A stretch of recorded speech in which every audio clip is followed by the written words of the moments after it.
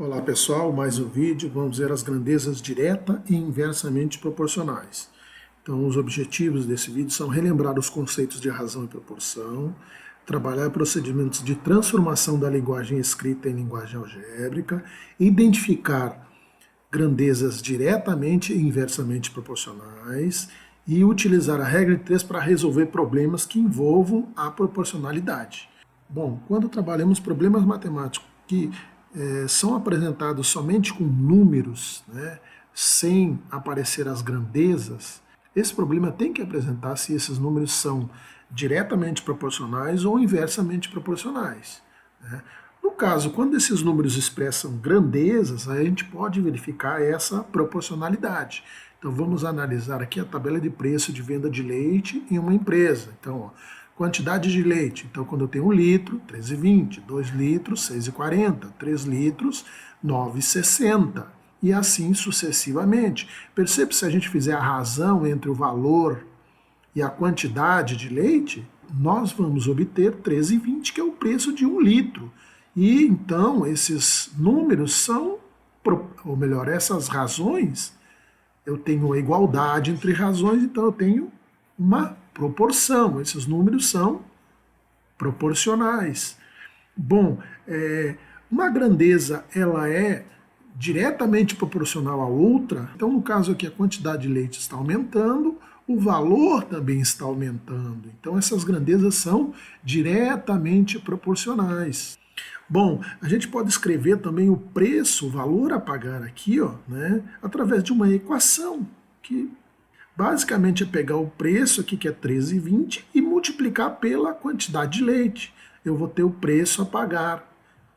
Então, grandezas diretamente proporcionais, né, podem ser expressas também através de uma função, né? Então, a função quantidade de leite, que multiplica o preço do leite, eu vou ter o preço a pagar. E grandezas inversamente proporcionais. Então, agora vamos ver um outro exemplo. Numa estrada, a distância entre duas cidades é 240 quilômetros. Se o carro percorrer essa estrada a uma velocidade média, né, em quilômetro por hora, o tempo correspondente para ir de uma cidade a outra será, né, então vamos ver agora a tabelinha aqui, ó. Então, olha só, se esse carro, né, percorrer 10 quilômetros por hora de velocidade, o tempo decorrido entre uma cidade e outra, né, dessa viagem, será 24 horas. Se for 20 km por hora, né, a velocidade, o tempo, 12 horas. Se for 30 km por hora, vão ser 8 horas. 40 km por hora de velocidade média, serão 6 horas. 50, 4,8 horas.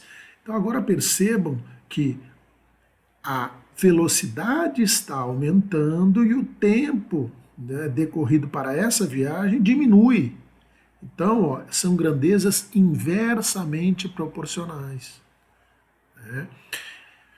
Bom, e aí, quando eu tenho grandezas inversamente proporcionais, né, eu posso montar a razão, só que no caso, como a grandeza tempo é inversamente proporcional à grandeza velocidade, né, eu faço uma inversão aqui no tempo. Ó, 1 sobre 24 vai ser igual a 20, que é a velocidade, 1 sobre 12, ó, o tempo, o inverso. Então eu inverto o tempo. 30 km por hora, tempo, 1 sobre 8. Percebo que aqui eu tenho razões, né, e essas razões, o resultado vai ser 240. Por que 240? Percebo que aqui eu tenho uma divisão, 10 dividido por 1 sobre 24. Né? Então, ó, esta divisão aqui, né, o que eu faço quando eu tenho uma fração, né, divisão de fração?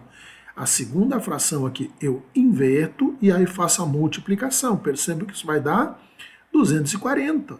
A outra fração aqui, a mesma coisa, eu vou inverter o 12, 12 vezes 20.